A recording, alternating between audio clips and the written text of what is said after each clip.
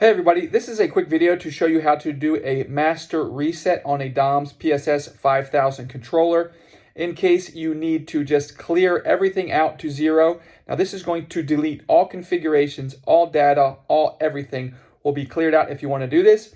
And you'll be setting it up as a new device, like if you just installed a new one. There will be nothing on it. You'll have to reconfigure everything.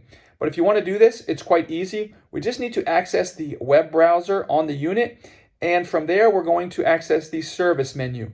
From the service menu, we're going to notice we're going to click on reset, the arrow down reset to open up the options, and we will click on Super Master Reset.